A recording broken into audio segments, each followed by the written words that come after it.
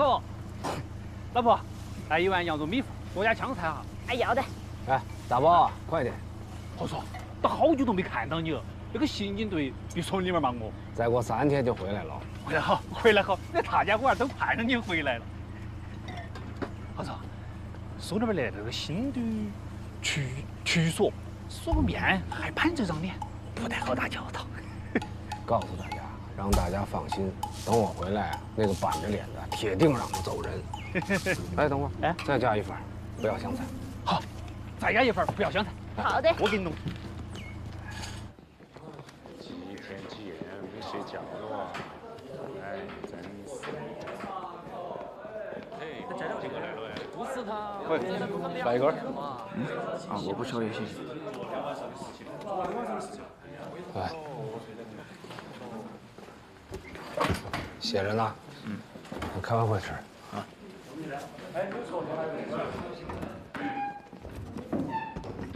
起来。老规矩啊，长话短说。昨天晚上呢，东山矿场发生了一起特大的盗窃案，有贵重的物品和重要的材料丢失，领导一晚上12道金牌催我。从现在开始，你们手上如果没有重要的事儿，立刻到专案组报到。小谭，发下材料。我也是。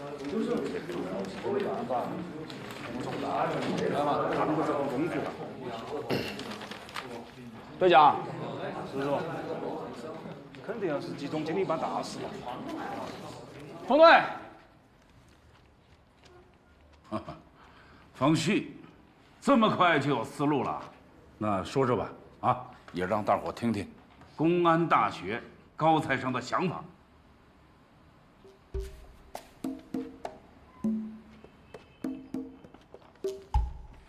冯队，我手里的失踪案也比较急。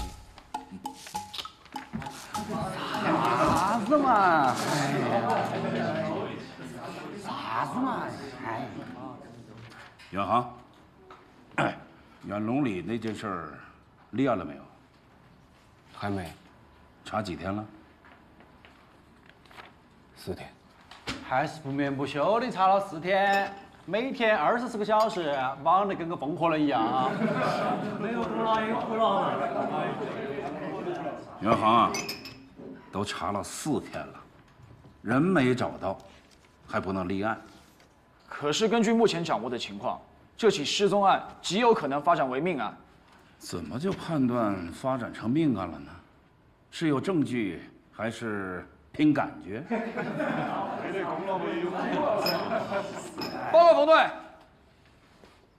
凭概率，失踪案转化为命案的概率大约在25%左右。每失踪4人，就有1个因非正常原因死亡。而且现在我们已经过了寻找失踪者的黄金72小时，意味着每多1天，失踪者的生命就多1分危险。报告完毕。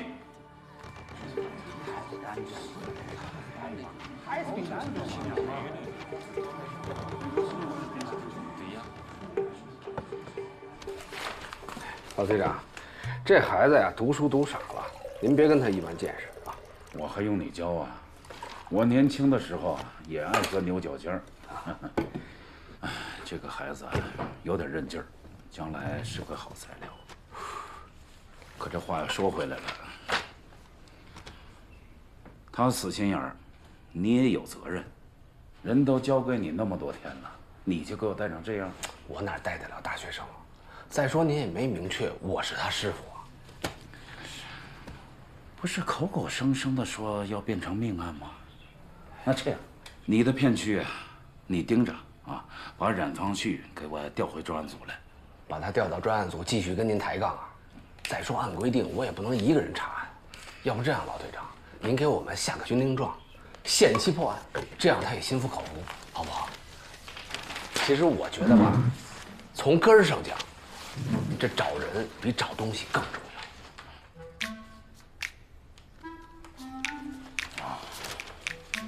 说吧，几天完事儿？3天，3天以后我就把人给您拎到专案组。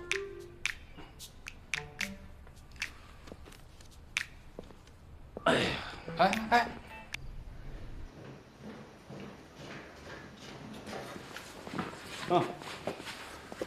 那个提包和天台上的血迹呢，都已经查过了啊，不是人血。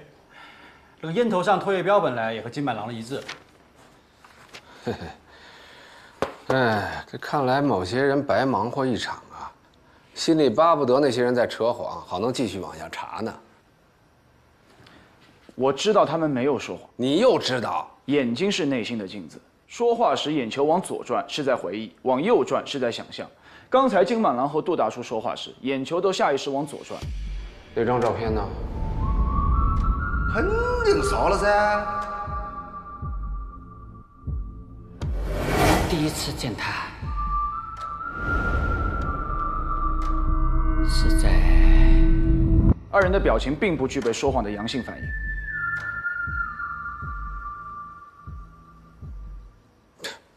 马后炮，头头是道。虽然他们没有说谎，但并不代表消失的两个人没有生命危险。哎呦，你们两位不要吵了。这个箱子东西我查完了啊，没啥子发现。刘导还是无规原主，你们看到办啊。我还有点事情。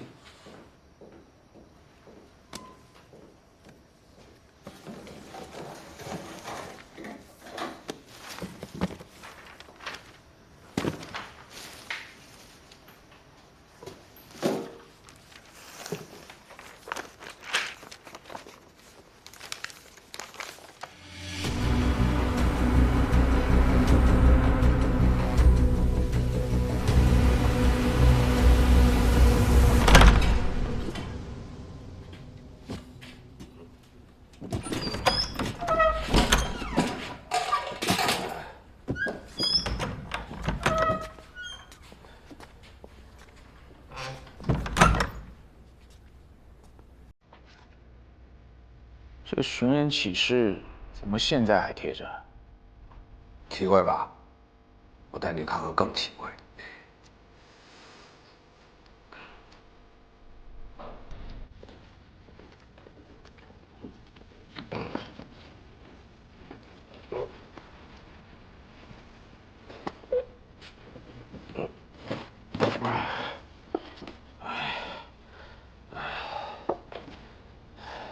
眼熟吗？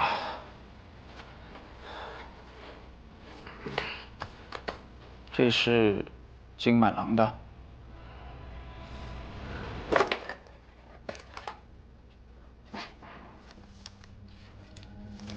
这些东西我当年早就物归原主了。这月饼盒是小灰狼的，这本侦探书是杜满顿的。这小灰狼的东西，怎么会和杜满顿的放一块儿？还有这寻人启事，这纸张、墨迹，明显是新印的。是不是更怪了？这么多年，老子从来不相信这园龙里有鬼，肯定是有人在搞鬼。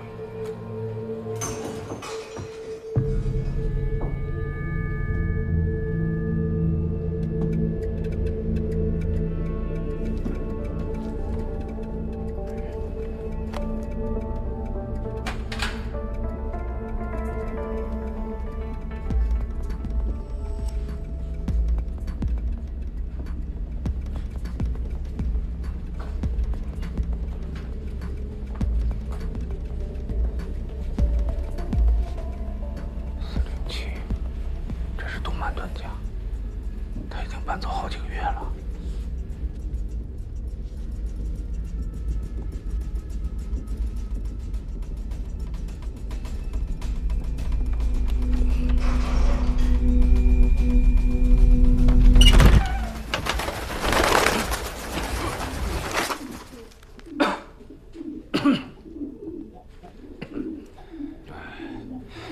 虚惊一场。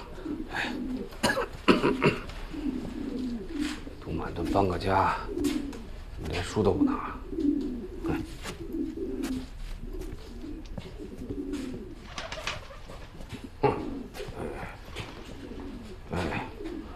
我记着这当年杜满顿对这失踪案还挺上心的，还跟你聊过什么诡计呀、密室什么的。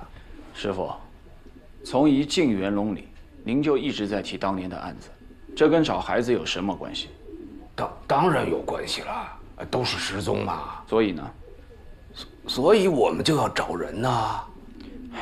师傅，我这趟来未阳写教案的时间真的很紧张。哎，就剩3层了，你都答应我了，说话得算数嘛。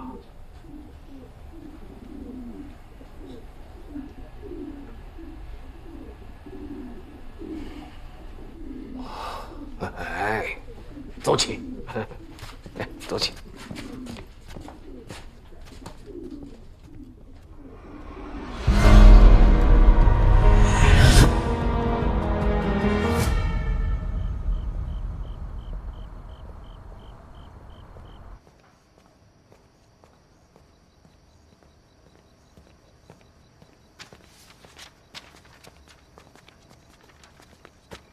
我已经签字了，请你也签一下。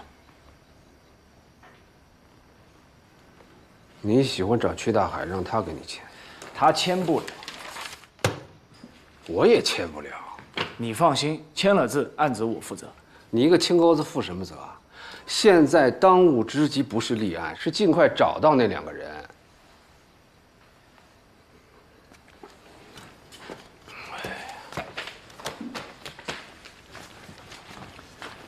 立案申请书签不了，这些总能签了吧？什么意思啊？那个女人手上贴着膏药，我想着去医院调查一下记录，看看近期有没有手上受伤的人。我就说你没什么生活经验吧，这么点小伤，用着去医院查吗？不去医院，膏药哪来啊？医馆可以买啊，药铺可以买，满大街卖跌打损伤药的。哎，照你这个路数，我把字签了，你这猴年马月也查不出来。那你说怎么查？接着贴告示，然后坐在板凳上等吗？你还好意思说我啊？我蹲了1天，至少我抓到1个人。你再看看你自己，就找到一滩鸡血，鸭血还能涮火锅呢，鸡血顶个屁用啊！你不用跟我说这些，你签不签？我不签。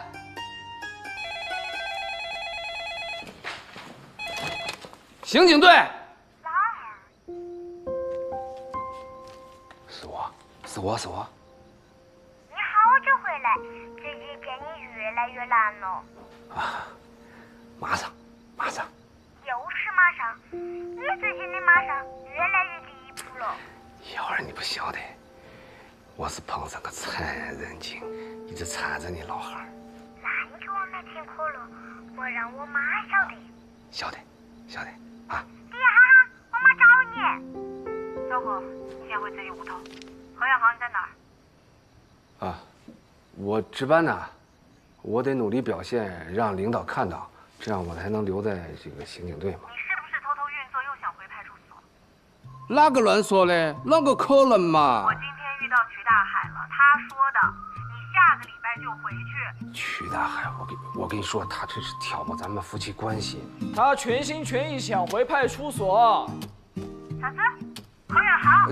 这太吵了，我们串线了。何警官说了，还有6天就。有点吵，哎。还有6天他就回。稍等，我这。啊，你放心，我肯定会努力的表现，这样才能留到刑警队。我先挂了啊，别耽误开会啊！给你脸了是不是啊？啊！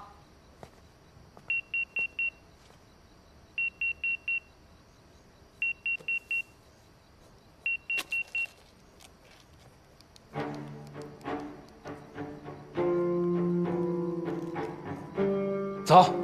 你要走你走，我不下班。谁说下班了？有新线索。哎，等等我。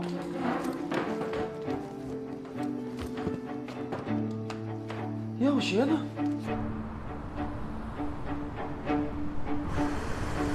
给你5分钟时间，去夜市换身行头。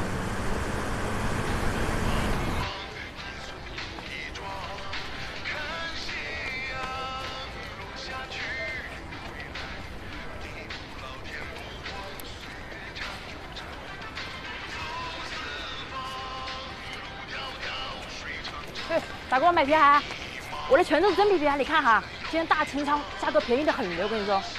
刘大哥，好阳光。这个是双鱼海名牌，来个女朋友哈。大哥，来，你看啊看，我这还有个健美裤，一起带着啊，刚好蓝配红赛芙蓉。哎呦，大哥，你帮下小妹嘛，小妹就大哥一辈子啊。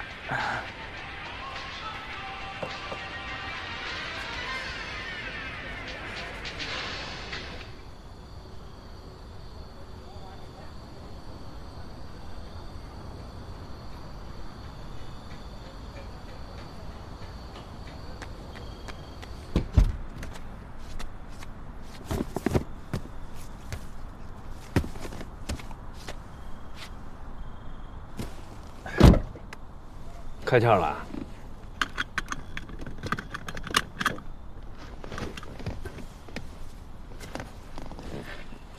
送新兰，挺舍得花钱。陪人家的。陪人。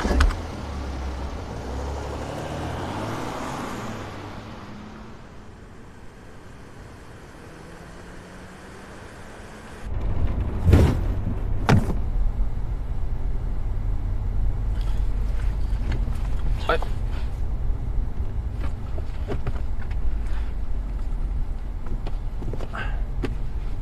这双破拖鞋还穿出感情来了啊！也是陪人家的，也是陪人家的，就上了2天班，1分钱没挣，东西没少赔啊，厉害呀！哈哈。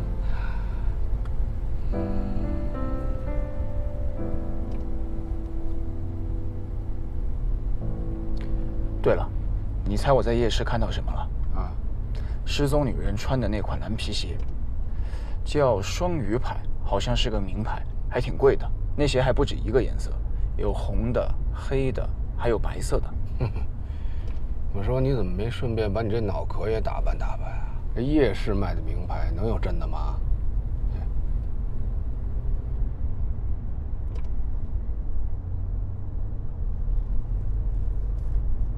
哎，干什么？别手欠啊，弄坏了没法交代。这是你女儿的吧？嗯，她今年多大？8岁了，3年级。你不想留在刑警队，是因为你女儿吧？那还是因为你啊！问那么多干什么呀？管得着吗？哎，你考到北京，又从北京分到魏阳，你们家人没意见呀？你看过我档案？那倒没有，不过冯队派我这么个徒弟，高低我得探一探。我再说一遍，我不是你徒弟。行了啊，累不累呀，徒弟？哎，看你这不食人间烟火的样子，家庭条件应该不错吧？啊，你爸妈是做什么生意的？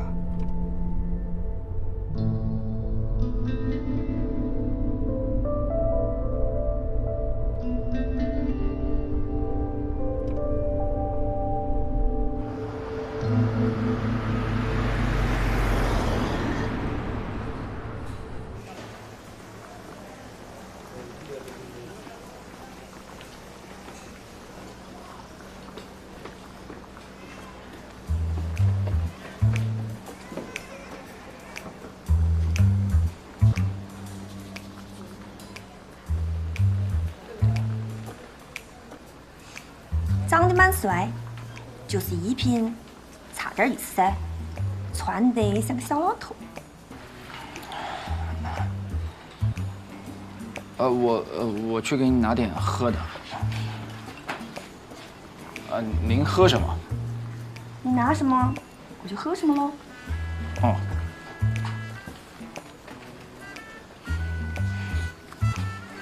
寻人启事上也没说是你的号码呀，早知道就不打。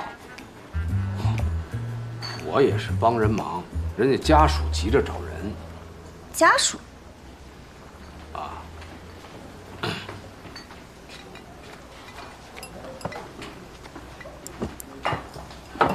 谢谢帅哥哥。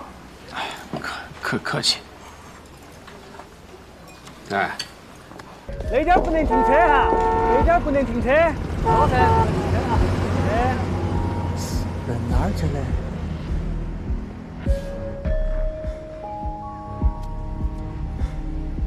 哎，这是哪个屋头的亲戚吗？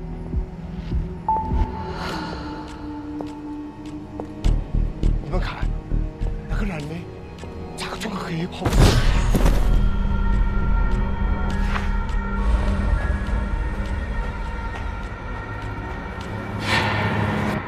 哎，床头娃娃也不服了。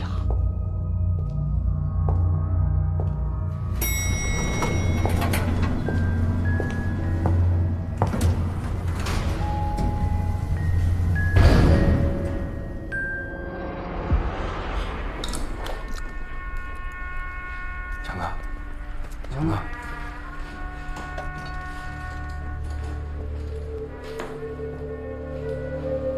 ，18层不是早点没得人住的吗？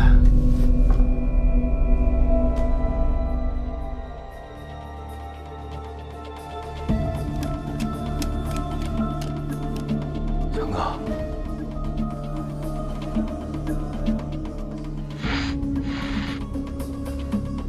你看见他背上看啥子？没得啥子。破例省城开会，听紧点哦，我出事。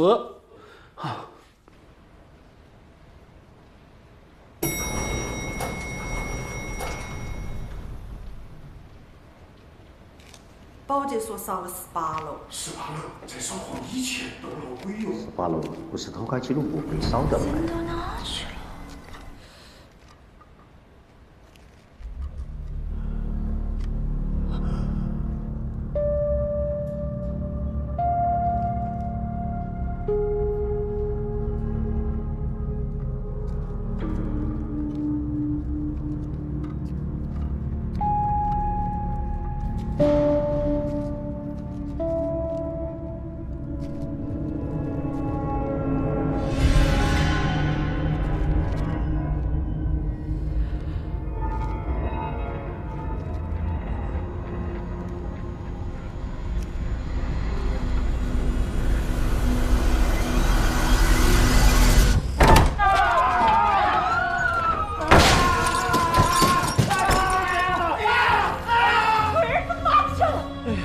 奇怪了，两头的消防门都是锁死的，那2个人究竟去哪儿了？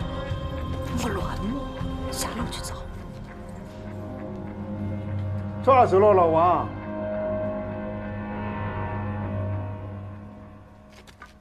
哎呀，王五乱，你在做啥子？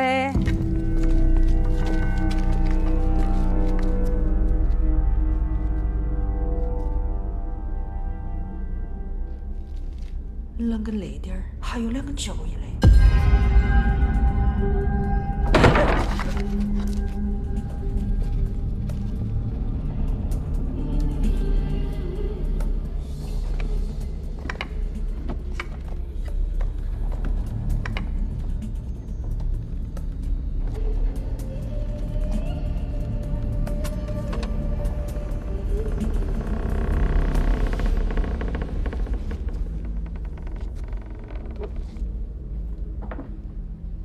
没有啊。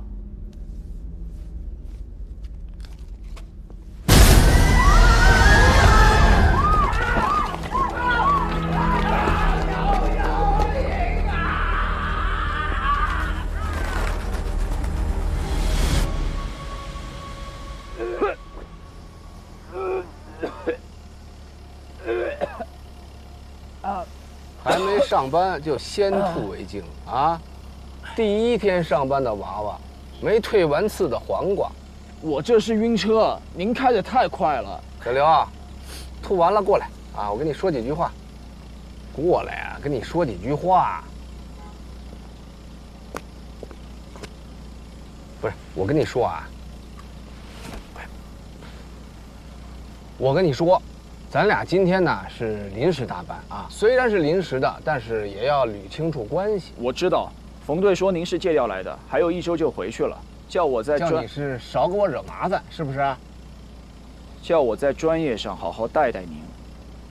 谁带谁呀？你个青钩子娃娃，知道我干了多少年吗？可您一直在派出所，我学了6年刑警。哎呀，你那是纸上谈兵。废话不多说啊，师傅带徒弟是队里的规矩。冯队只说让我跟您搭档，搭档也得有长幼尊卑。我是师傅，你是徒弟，咱俩处顶，听我的。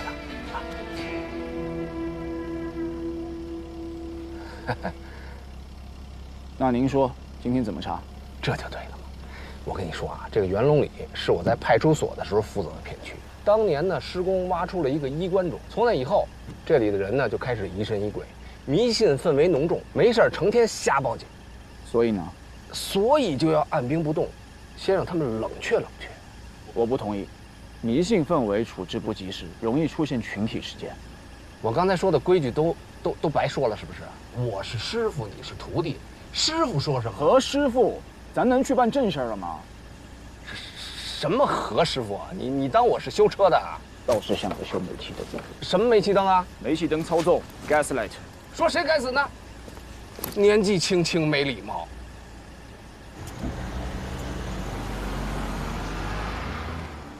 就在刚刚，元龙里出了个大事，晓得啥大事？一个女的被个男的坐电梯老是骂的，太吓人了啊！一男一女2个人被黑袍整个一裹，没得了，那骨头渣都没剩下，我是看得最清楚。你看得最清楚。老妈，哎，来，骨头渣子都没剩啊！行，我说，这个衣服是我家的。你不是说他裹走2条人命吗？那就是证物，我得没收，回去化验。还有谁看得最清楚？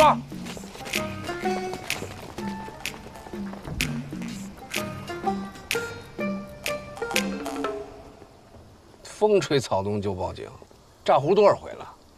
你们2个，一个居委会，一个保安队，不平息迷信谣言，还助长犯罪，报假警是违法的，知道吗？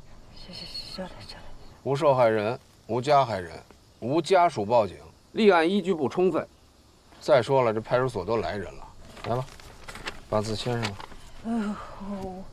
再有1个礼拜，我这借调就结束了，能明白我意思吗？啊，关键节点啊，鸡毛蒜皮的事儿别去刑警队找我，背了案子走不脱。钱了。我签到哪儿？这个小同志是？小刘啊，这是我徒弟，刚毕业，刚来上班，人生地不熟的，以后你们多关照。您好，我姓冉，冉冉升起的冉。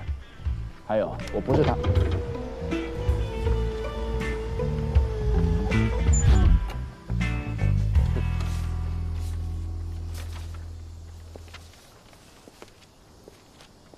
你好，你是李铁林，是不是你一回头就看到那个女人和老头不见了？是噻，那个女的穿个白裙子蓝皮鞋，哎，一下就没得了。想知道他们怎么消失的吗？你把赶3轮的过程再演一遍，演完回头看我。要得，哎，那点不得停车，走噻，走噻！鬼老子你放手！真的我，哎，没得了，不是没得了。这儿呢。都以为进门必走大路，他们却贴墙根，避开了视线。这就叫心理盲区。你们看着我再走一遍啊！哎，这把戏都给戳穿了，还在这瞎折腾什么呢？这叫沉浸式体验。国外探案案例都有说，把自己想象成别人，还原其行为动作。什么体验？泡水体验？从这儿到那栋楼，走大路更近吧？他们为什么会舍近求远呢？哎，你跟我来。哎，不是，我们去哪儿啊？收队了，人家没找刑警。冯队接电话让我们来看看情况，我们楼都没上，也太没责任心了吧？什么叫没责任心呀？报假警才叫没责任心呢，而且还浪费警力。两位警官，是我们小题大做了，你们请回嘛，我去跟区所说一下。等等，区所哪个区所？区大海？对啊。我都是把那个药摇铃，徐说就来了。他在楼里呢。嗯，我去看看。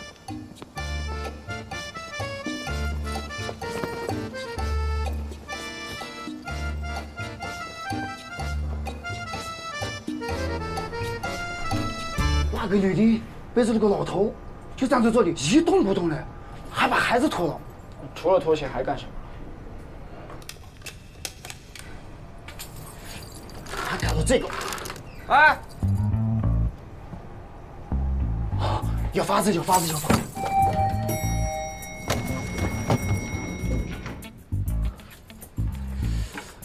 我去捡。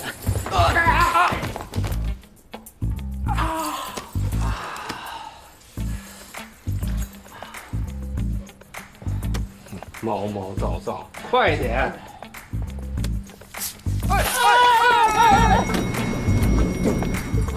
去说，小心脚印。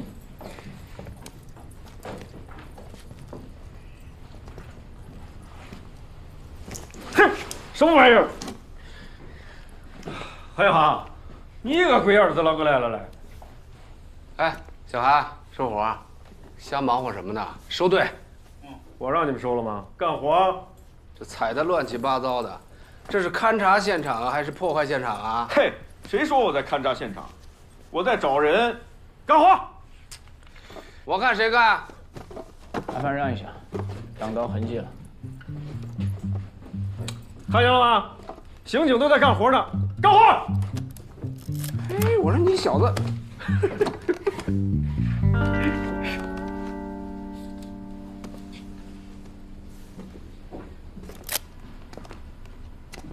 哎，这小子挺有意思，叫什么？我徒弟冉方旭，公安大的高材生。公安大？嗯。你徒弟？不是我徒弟，我能给带这儿来吗？羡慕吧？想不想去刑警队？要不我替你跟冯队说说去，公安大这徒弟也归你，安不安逸？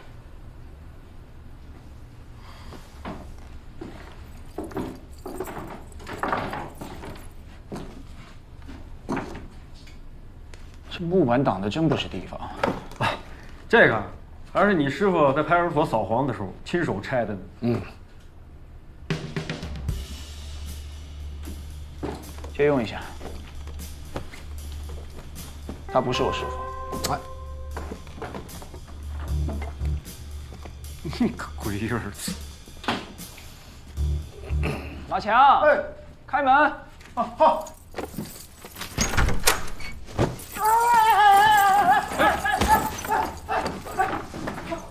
不好意思，透了个气。这是干什么？这是？这都不懂，这叫泡水体验，对吧？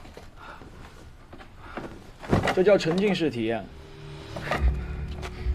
这门框上有个钉子，门沿的灰也被蹭掉了。目前判断，黑风衣是被人有意挂上去的。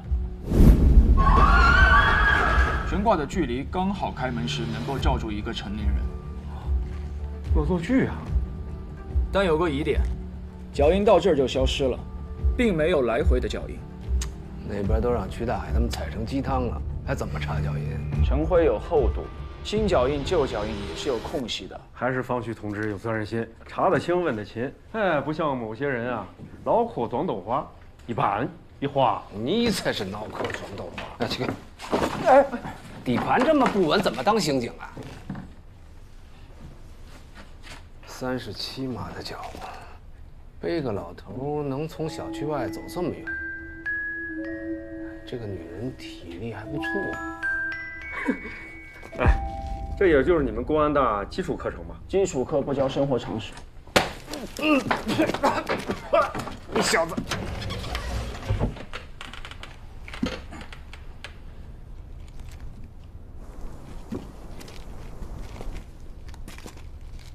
看见什么了？哎，4个烟头，从新鲜程度来看，吸烟的时间在2个小时之内。从燃烧痕迹看，吸烟的人情绪急躁，有的抽了几口就扔下去了。知道是什么牌子的烟吗？多少钱一包？翻盖花一吸，老板标配20块一包。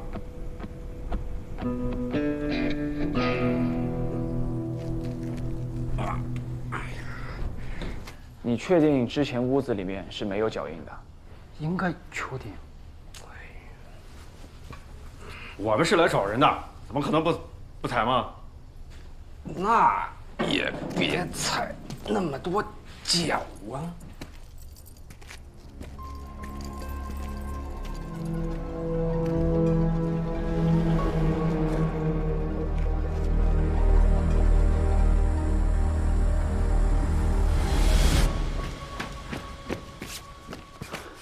何总，徐总，别着急，慢慢说。啊，所有的房间我都检查过了，没有人。监控录像我也看了，也没回电梯啊。这2个大活人，那不可能凭空就消失了，他得有个去处啊。楼梯的2边门外也都是锁着呀，还能去哪儿？听起来像个广义密室，3条通道，楼道门上锁，电梯又在监控之下。对嘛？要是不诡异，我就不给冯队打电话了。哎，我看你们刑警队趁早立案吧。啊，立什么案？立个屁案！我告诉你们怎么回事吧。门关着呢，外边锁着呢，开不开？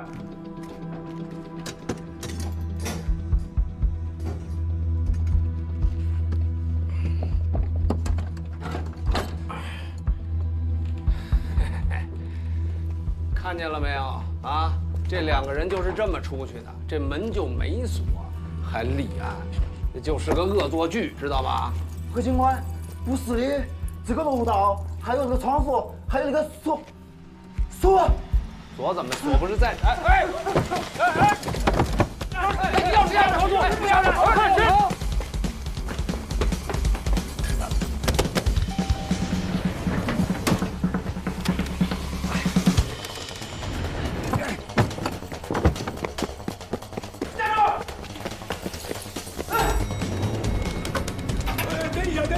大爷，我有急事儿，您下一趟吧，不好意思啊。当着警察面出错，太他妈猖獗了！给我站住！站住！站住！哎，你走回去！哎！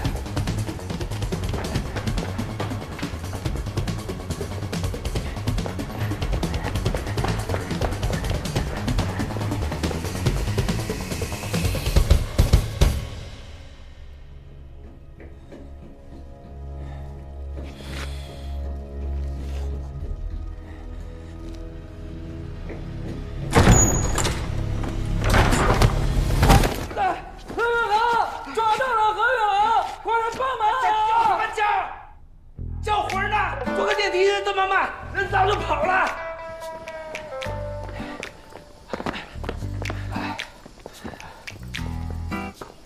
小心点嘛！黄警官，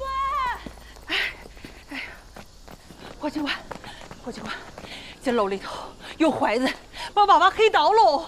哎，刚才楼梯间里跑的是不是你啊？啊？你跑18楼干什么去了？这个娃娃也看到了，他还跟那2个人有肢体接触。我问他，那你把我们锁到楼道里是什么意思啊？我怕你冲出来抓我。小朋友，别害怕，你是看见那2个失踪的人了吗？我看到他们2个人手了，这不是人手，是鬼爪子。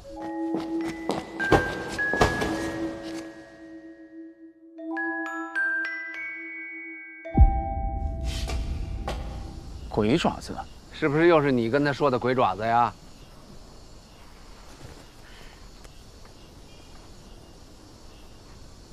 你看，我就说嘛，都是那2个人装的，撞到娃娃也不服呀。哎，那2个人撞了几下呀？都一下。一下浑身都是伤，开拖拉机怼的。小朋友，你这些伤在追我的时候摔的。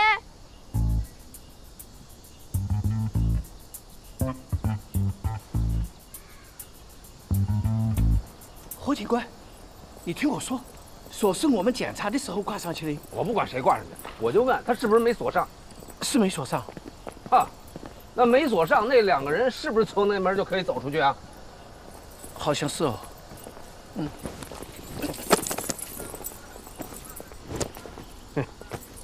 勘察半天，连个通道都没搞清楚。老曲啊，就你这水平，我在冯队那儿怎么帮你说话呀？我用你说呀？还出息做啥子？那就是个恶作剧，回去捡东西，走嘴。早喊你收你不收，香港回归都赶不上热乎的。嘿嘿。何警官，我觉得有必要。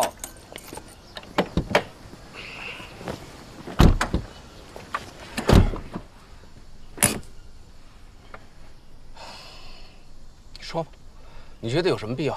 马强说西侧走廊根本没有任何脚印，他们还说这衣服裹走2个大活人呢，一天到晚造谣生事，他们这话能信啊？你别急，听我把话说完，你就直说，你到底想怎么着？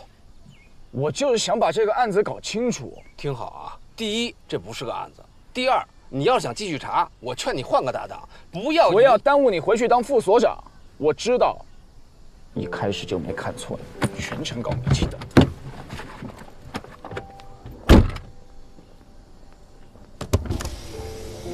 哎，你刚才是不是骂我呢？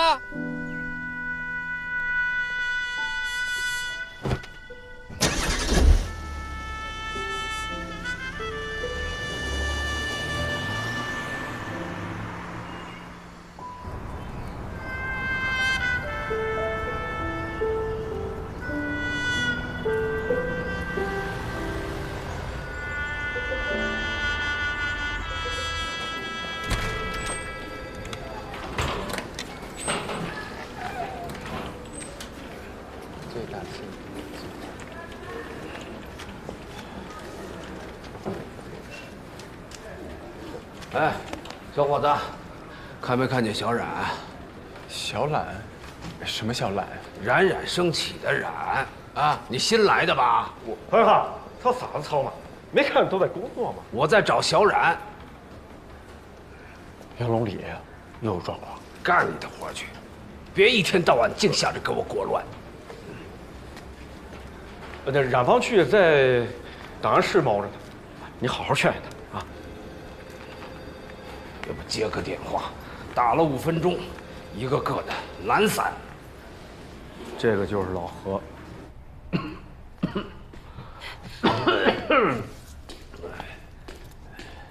啊，你咋个又来了？在单位叫啥子老何？你冉叔叔呢？你找他干什么？你别管，他人呢？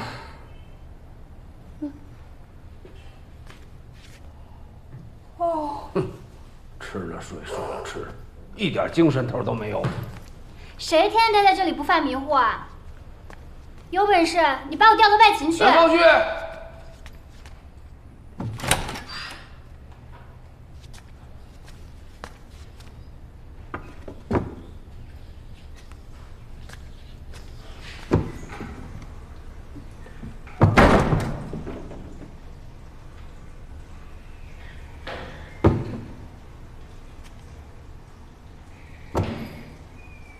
冉方旭，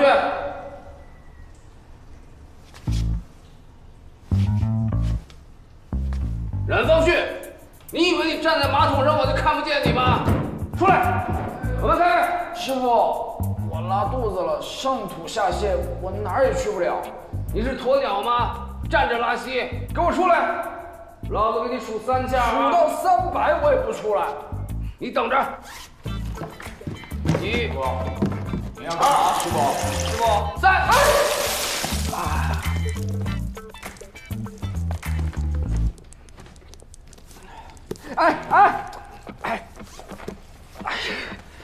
师傅，刚写好的教案。嘿，你那些啊，都是纸上谈兵的废话啊！我呢，有个事关乎我的名声。您啥名声？路上说。哎，师傅，我还有工作呢。呸，那也叫工作。有些人啊，天天想去干外勤；有些人啊，就想赖在档案室，没一个让我省心的。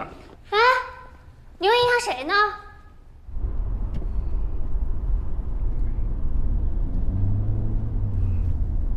师傅，开慢点嘛。慢点儿。想当年咱俩头一次出警的时候，我油门踩快了一点儿，你就吓得屁滚尿流。我那是晕车。再说了，您开快车也不是赶着查案的。放屁！说的我好像多没责任心似的。反正咱俩第一次搭档，我姓啥您都没记住。我怎么就？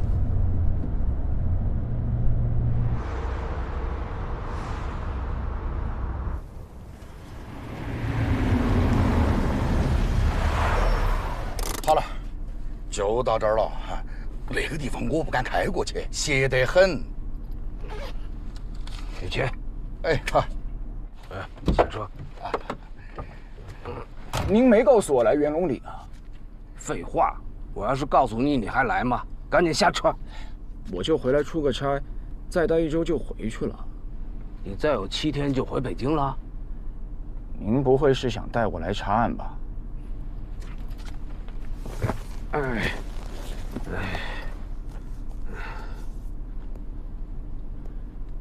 这个孩子叫韩子昂，失踪还不到48小时，还没立案。我从家长那儿了解了些情况，觉得这事儿没那么简单，就答应帮他们找人。你师傅这些年找人那是有一手，人送美名，老神仙。既然事情不简单，就应该交给警方处理。都说了还没立案，我现在就是个热心市民，帮忙找孩子。你来都来了，高低帮我一把，这招牌不能砸。师傅，我现在就是个教书的，您也退休了，咱都不适合查案了，还是走吧。哎呀，你别跟我废话。那18年前我也想7天以后拍屁股走人，是哪个小王八蛋说我没有责任心的啊？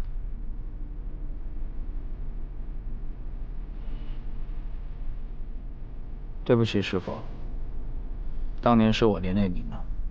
哎，你没有错啊，谁都没错啊。要说错呢，那都怪你当年跟我没搞好关系。哎，我怎么没跟您搞好关系了？我叫师傅叫的那么亲。呸！你别给我浪费时间啊！下车。慢点儿，慢点儿。你小子，口口声声说不来元龙里，怎么进了小区跑得比贼还快啊？还不是您又搞煤气灯？哎，不上网吧？现在不兴叫煤气灯了，叫洗脑。走吧。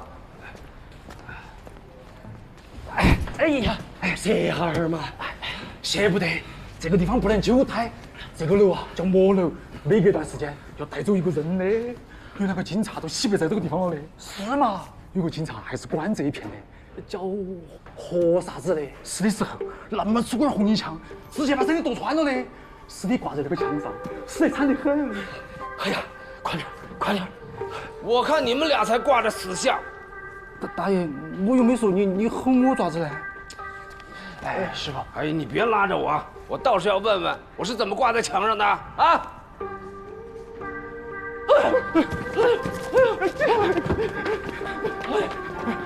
哎呀！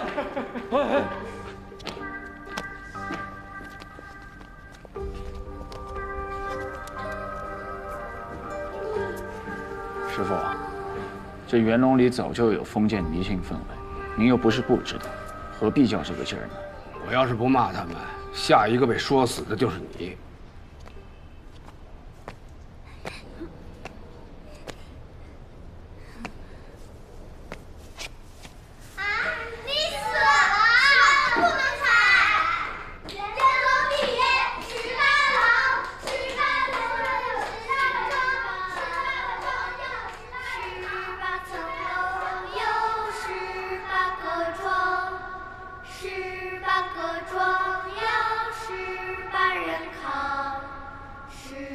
这歌谣现在还唱吗？要不是当年你坚持把这案子查下去，这所谓的魔楼不定收多少颗人头呢。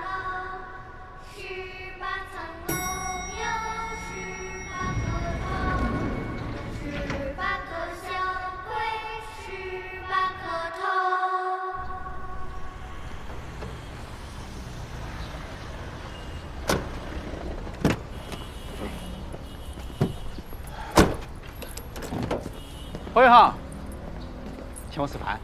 凭啥子啊？你不是要查案子吧？我帮你插个队，早点把报告出了。啊？哎，还有6天我就回派出所了，整什么案子？证据都送来鉴定了噻，2枚指纹，4个烟头，1件风衣，还有1盒录像带，留的是你的名字。我都挺好的，就是跟何远航同志不太合拍，您能不能给我换一个搭档？第1天就要换啊？何远航怎么你了？觉得他没有。哎，不对，我来找我徒弟。我再强调一遍，我不是你徒弟。年纪小，心眼也小，随便说句话反应这么大啊！我不是心眼小，我是负责任。冯队，您也看见了，脾气不和，性格迥异，经常吵架，影响效率。反正呢，我也快回派出所了。要不您给他再换个搭档，我也把手头的事儿交接一下。啊，合着你们俩在我面前唱双簧呢是吧？啊，说吧，你们查案需要什么支持啊？哎，冯队，我们这不是演戏啊，我是真心的要跟他分开。不对啊，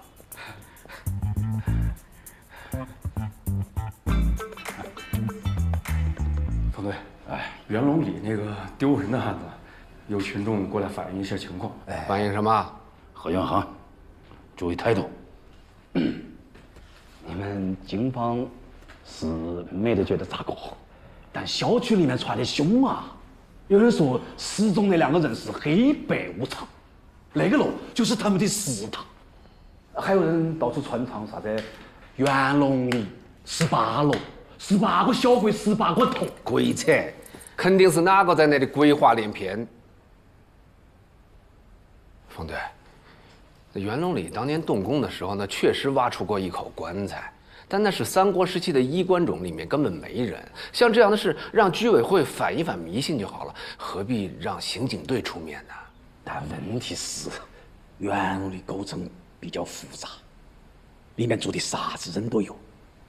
昨天有人离奇失踪，现在又传出这样的歌谣，搞得大家是人心惶惶，还请公安查清真相。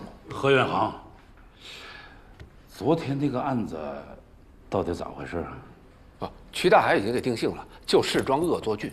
那根本就不是恶作剧。冯队，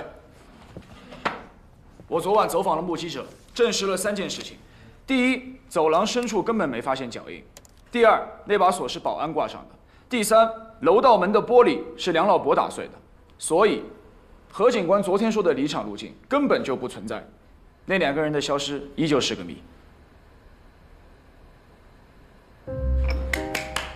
说得好，方旭同志说的对，领导说的对，小问题不重视，往往会发展成大问题的。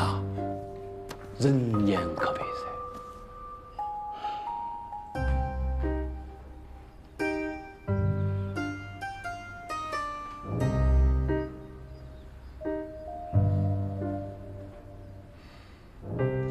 有人说何远航啊是走后门进入刑警队的啊，坐。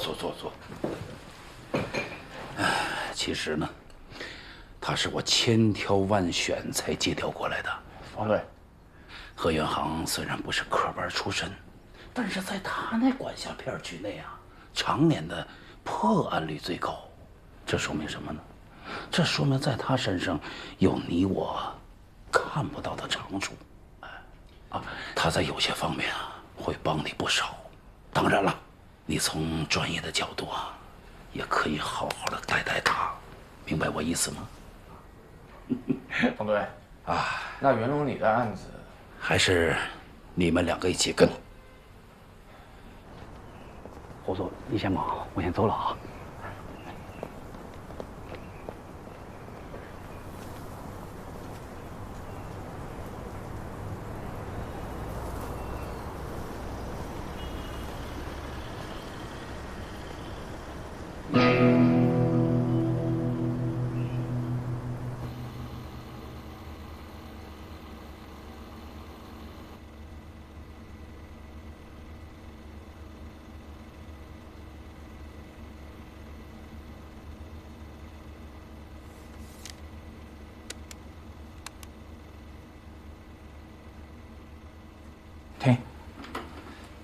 往前倒一点。这儿。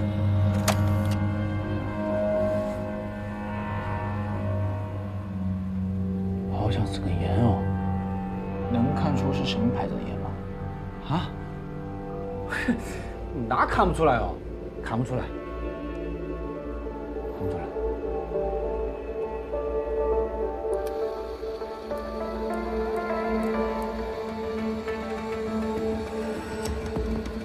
这应该是贴膏药留下的痕迹。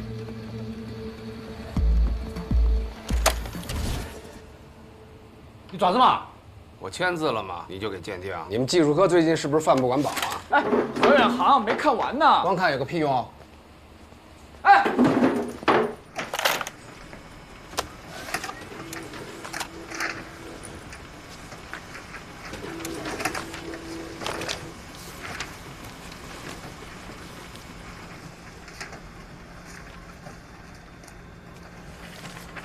这个号码是你的？啊，要不留你的？我没有户籍，你为什么不留刑警队的？还是那……何警官，我觉得我们应该先分析那2个人消失的动机。动机很清楚啊，就是恶作剧。那你解释一下，为什么那个女孩一进电梯就脱鞋？为什么脱了鞋要叼在嘴里面？为什么老人在出电梯前按下了所有按键？就是个恶作剧，明白吗？那他们为什么能从密闭的空间消失？为什么？为什么？为什么？你是10万个为什么吗？我觉得当务之急是去袁隆里查清楚消失路径。这就是脱裤子放屁！你找着人了，什么路径就都出来了。哎，听指挥，找着这俩人，你的为什么，他们自然会回答你啊。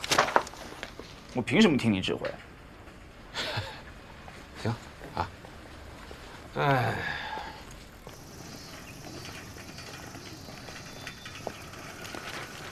哎，等会儿，你看见那几个骑火3轮的没有？这样，咱们俩打个赌好不好？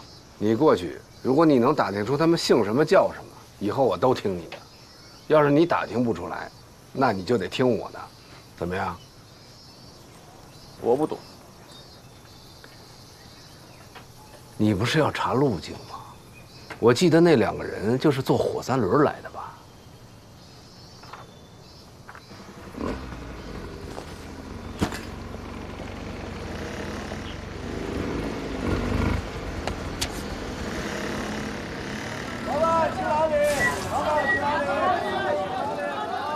各位司机师傅，你们好，我是南山分局刑警队的，想跟你们了解一下。哎，师傅，师傅，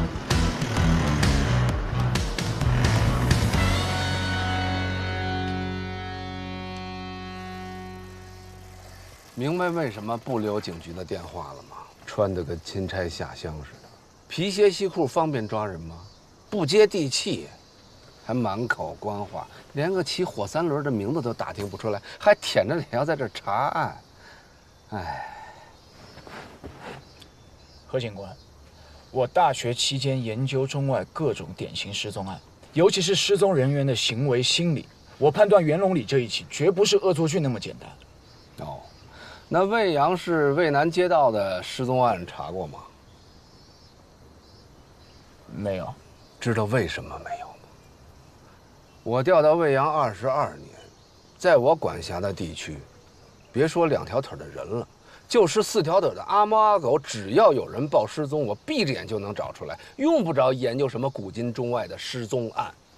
但是你贴寻人启事等电话的办法未免太被动了吧？你的主动是给别人添麻烦。我给谁添麻烦了？你把证物送到技术科，为什么要留我的名字？我昨天刚来报道，人家还不认我的签名。下车，自己坐车回警局，把有我名字那些送检单都给我撤回来。你送我去趟袁隆里，我再查一遍现场。我欠你的啊！下车！单位的车我凭什么下去啊？单位的车，这是我私人的车，油钱都是我自己掏的，这些也是我自己花钱印的。你以为只有你有职业精神，我也有。下车！何何警官，据我分析，失踪那2个人的离奇行为更像是受到了某种胁迫，才不得不那么做。而且好多命案都是从离奇失踪开始。哪儿来的命案？在我管辖的片区就没出现过命案，你一来就给我弄出一起命案来。